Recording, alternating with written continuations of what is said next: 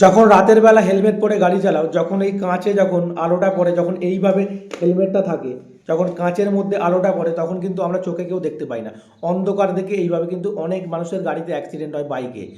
তো তখন তোমরা কি করবে? যখন এইভাবে হেলমেটটা নামানো থাকবে, তখন তোমরা একটা কাজ করবে, এই যে চোখটা দেখতে পাচ্ছ, চোখটা একবার বুঝবে আর সঙ্গে সঙ্গে খুলবে। তাহলে কি হবে? তুমি সামনের পুরো জায়গাটা পুরো দেখতে পাবে। কারণ এটা হচ্ছে একটা সায়েন্স।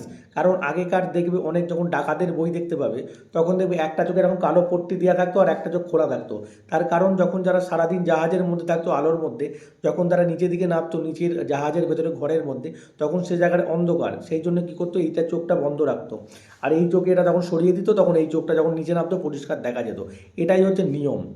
কারণ যখন তুমি চোখটাকে বন্ধ করবে অন্ধকারে, তারপর খুললে কিন্তু তোমার এ রিফ্লেক্ট করবে না আলোটা। তুমি হেলমেটের ভেতর দিয়ে দেখতে পাবে। তুমি তখন তোমাকে হেলমেটটা তুলতে হবে না। কোনো চশমাও যখন পরে থাকবে, সেম কন্ডিশনেই কাজ করবে। অনেকে এটা জানে না। এটা কিন্তু অনেক ইম্পর্টেন্ট ভিডিও। এই শীতকালের দিনে কিন্তু অনেক মানুষ হেলমেট তুলে গাড়ি চালাতে পছন্দ করে না, কারণ এমনিতেই অনেক ঠান্ডা, হেলমেট নামানোই থাকে। তার কারণে কী হয়, গাড়ির কোনো আলো চোখে লাগলে অনেক রিফ্লেক্ট করে। এটা সারা বছরই হয়। তো অবশ্যই এটা কিন্তু তোমরা ফলো করবে। হেলমেটের কাঁচটা থাকাকালীন চোখটাকে একবার শুধুমাত্র বুজে খুলে ফেলবে।